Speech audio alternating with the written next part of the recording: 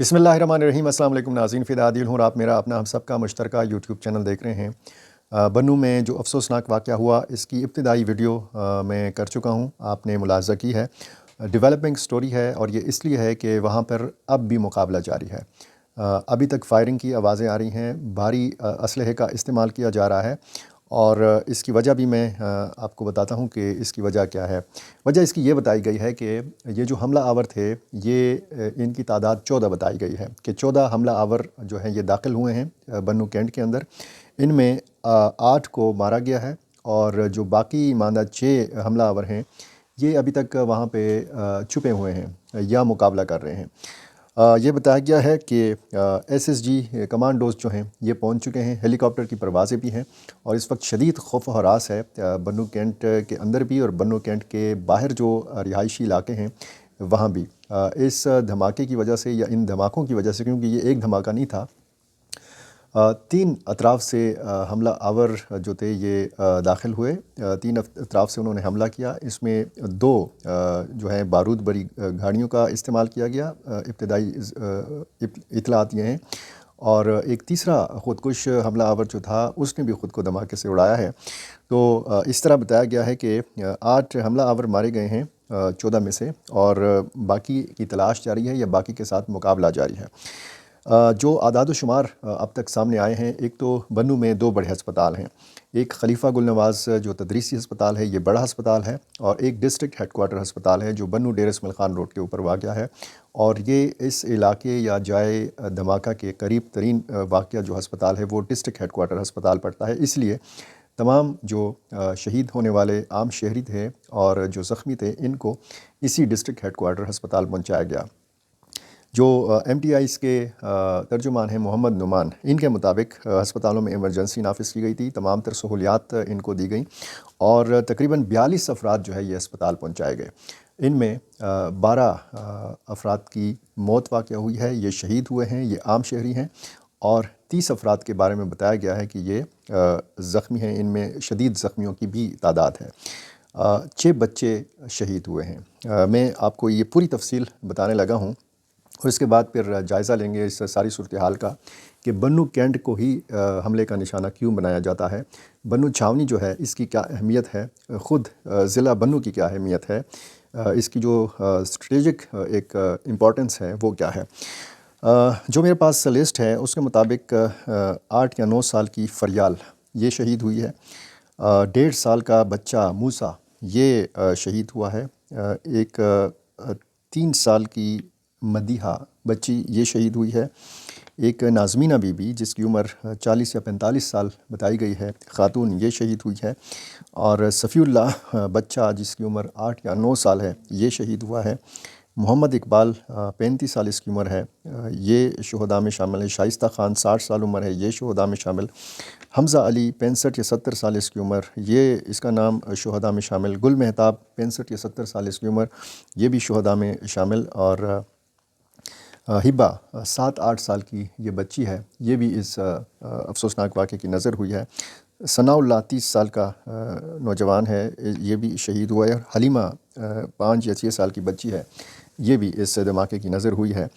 जहाँ पे ये हमला किया गया है ये कोट बराड़ा का इलाका है और इस साइड पे जब कैंट के अंदर जिस जगह को निशाना बनाने की कोशिश की गई, ये एक हसास इदारे का दफ्तर है, इसका गार्ड शहीद हुआ है। एक असिस्टेंट डायरेक्टर के बारे में बताया गया है कि वो ज़ख्मी हुआ है और 4 ऑपरेटर्स ज़ख्मी हुए हैं। इस तरह अगर ये सारी चीज़ और ये सारी जो सूरत हाल है और जो आम शहरियों की का जानी नुकसान है, तो ये इंतहाई अफसोसनाक है। बावजूद इसके कि इतना बड़ा जानी नुकसान हुआ है, इस हमले को नाकाम करार दिया जा रहा है और बताया गया है कि यह हमला नाकाम बनाया गया है। हालांकि 12 कीमती जानें ज़ाया हुई हैं। 3 देहात या 3 गांव जो हैं ये इस हमले की शिद्दत से मुतासर हुए हैं। सैकड़ों मकानात को नुकसान पहुंचा है, दीवारों में दरारें पड़ चुकी हैं, दीवारें गिरी हैं, छतें गिरी हैं और इसी वजह से ये इतनी ज़्यादा शहादतें हुई हैं, लोग ज़ख्मी हुए हैं।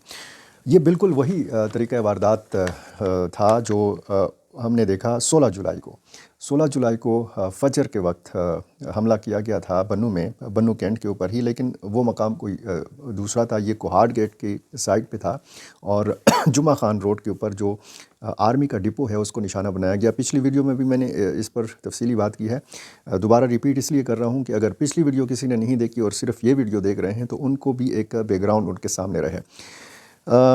یہ جو 16 جولائی کا حملہ تھا اس میں بھی 2 خودکش حملہ آور آئے تھے اور بالکل اسی طرح انہوں نے بارود بھری گاڑی جو ہے یہ آرمی سپلائی ڈپو سے ٹکرائی تھی۔ وہ دیوار جب گری تو ملیٹنٹس جو ہیں وہ اندر داخل ہوئے تھے اور پھر انہوں نے فورسز کے ساتھ مقابلہ کیا تھا اور اس میں پھر بتایا گیا ہے کہ 9 جو ملیٹنٹس ہیں یہ مارے گئے تھے، اس میں 10 سیکیورٹی اہلکاروں کے بارے میں بتایا گیا تھا کہ یہ شہید ہو گئے تھے۔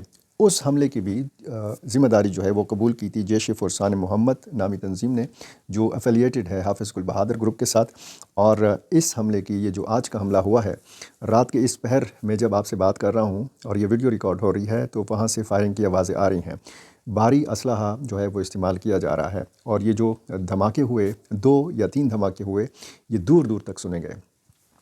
اس کی شدت میں جیسے بتا رہا ہوں کہ دیواریں گری ہیں، چھتیں گری ہیں اور اس کی وجہ سے شہادتیں ہوئی ہیں، تو ظاہر ہے کہ ایک بہت بڑا حملہ تھا۔ اور اگر اس نقطے کے اوپر بات کی جائے کہ یہ حملہ کیسے ناکام بنایا گیا ہے اگر اتنی زیادہ شہادتیں ہوئی ہیں، یہ جو خودکش حملہ آور یا اس کے ساتھ جو باقی حملہ آور تھے، یہ اگر اندر داخل ہوتے اور زیادہ پھر وہاں پہ نقصان کیا جانا تھا کینٹ کے اندر، لیکن یہ چونکہ باہر اس کی شدت محسوس ہوئی ہے اور لوگ عام جو سویلینز ہیں ان کا جانی نقصان جو ہے وہ زیادہ ہوا ہے، تو اگر کینٹ کے اندر جانی نقصان ہوا ہے تو اس کی تفصیلات اب جانی ہیں۔ جو مقابلہ جاری ہے، جو فائرنگ کا تبادلہ ہے، تو ظاہر ہے کہ اس میں پھر جانی نقصان کے خدشات موجود ہیں۔ جو زخمی کینٹ کے اندر ہوئے ہیں وہ CMH بنو پہنچائے گئے ہیں اور بڑا مشکل صورتحال ہو جاتی ہے جب ایک طرف مقابلہ جاری ہو اور پھر آپ کوشش کرتے ہیں کہ وہاں سے معلومات لے لیں۔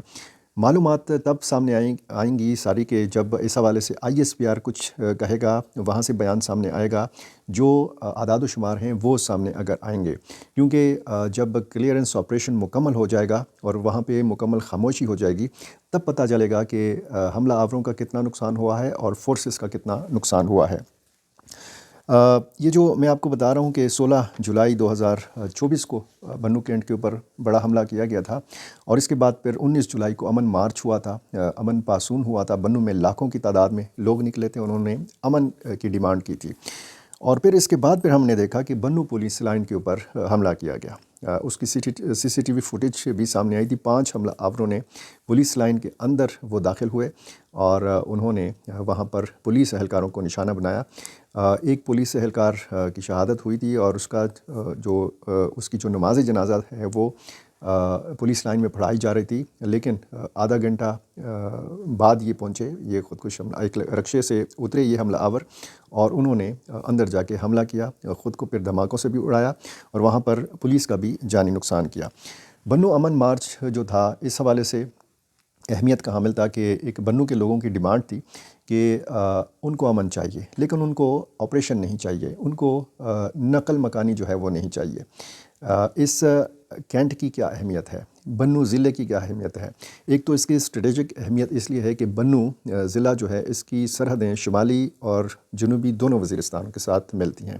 آپ کو پتہ ہے جانی خیل سے آگے پھر جنوبی وزیرستان کا علاقہ ہے اور بنو شہر سے جب آپ مغرب کی جانب جاتے ہیں تو بقا خیل، پھر آگے میرلی اور پھر میران شاہ اور پھر یہ سارا علاقہ دونوں وزیرستان اور پھر یہ جنوبی ریجن اور یہاں پر حافظ گل بہادر گروپ کی موجودگی، پھر آگے خوست ہے، پکتی کا ہے، پکتیا ہے اور یہ حقانی نیٹ ورک کا گڑھ بھی ہے۔ افغان جہاد کے حوالے سے اگر آپ بات کریں یا پھر جو 20 سالہ جدوجہد کی افغان طالبان نے امریکہ کے خلاف، تو اس میں حقانی نیٹ ورک کا کردار ہے اور اس میں پھر پاکستانی ملیٹنٹس اور جو افغان ملیٹنٹس ہیں ان کا جو ایک قریبی تعلق ہے وہ آج تک جو ہے وہ ہے برقرار ہے اور پاکستان کا یہی مطالبہ ہے افغانستان سے کہ افغان سرزمین کو پاکستان کے خلاف استعمال نہ ہونے دیا جائے۔ جو ملیٹنٹس یا ان کی قیادت جو ہے یہ افغانستان میں موجود ہے، تو یہی ایک بنیادی مسئلہ ہے دونوں ملکوں کے تعلقات کے بیچ میں۔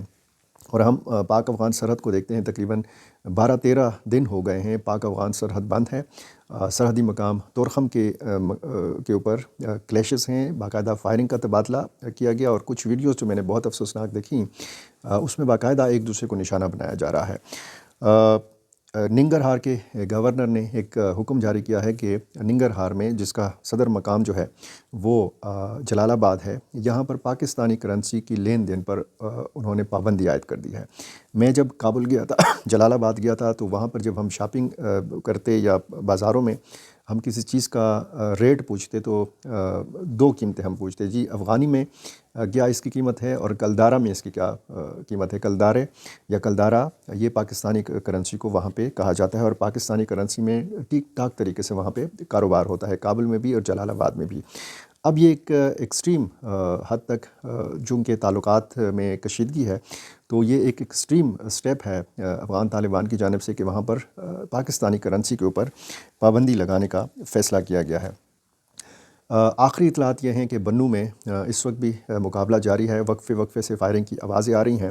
جو بھی اس حوالے سے نئے اعداد و شمار آئیں گے، کیونکہ خدشات موجود ہیں، جانی نقصان میں اضافہ ہو سکتا ہے، یہ خدشات موجود ہیں کہ مزید زخمی ہو سکتے ہیں، مزید جو ہیں وہ شہداء ہو سکتے ہیں، کیونکہ بہت سارے زخمی جو ہیں وہ شدید زخمی ہیں، ان کی حالت جو ہے وہ تشویشناک ہے۔ اور یہ صورتحال ظاہر ہے کہ صرف یہ نہیں ہے کہ حملہ ہو گیا اور پھر اگلے روز جنازہ ہوگا، اجتماعی نماز جنازہ ادا کی جائے گی کوٹ براڑہ کے مقام پر، اور جس جگہ پہ یہ زیادہ نقصان ہوا ہے، جہاں پہ مردوں کا زیادہ نقصان ہوا ہے، وہ جنازگاہ تھی کوٹ براڑہ کی۔ کوٹ براڑہ، کوٹ عادل، کوٹ دائم، یہ 3 گاؤں جو ہیں یہ بہت شدت کے ساتھ متاثر ہوئے ہیں، اور اس دھماکے کی آوازیں سورانی میں، امندی میں، ممش خیل میں، داؤد شاہ میں، فاطمہ خیل میں، سکڑی میں، اسی طرح جو دیگر مضافاتی علاقے ہیں اور سٹی میں یہ سنے گئے ہیں، اور ہر کسی نے یہ محسوس کیا ہے کہ شاید ان کے بہت قریب یہ دھماکہ ہوا ہے، حالانکہ بہت دور دور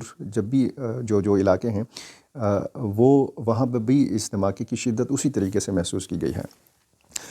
نماز جنازہ جب ادا ہو جائے گی تو ظاہر ہے کہ یہ ایک معمول کا واقعہ نہیں تھا، اس کے بڑے گہرے اثرات ہوں گے، اور ہم نے دیکھا ہے کہ اس قسم کے جب بڑے حملے ہوتے ہیں تو پاکستان کی طرف سے اس کا رد عمل بھی بڑا شدید ہوتا ہے، اور ہم نے یہ رد عمل پاکستان کی حدود کے اندر بھی دیکھا ہے، اور یہ رد عمل ہم نے پھر افغانستان کی سرزمین کے اوپر بھی دیکھا ہے۔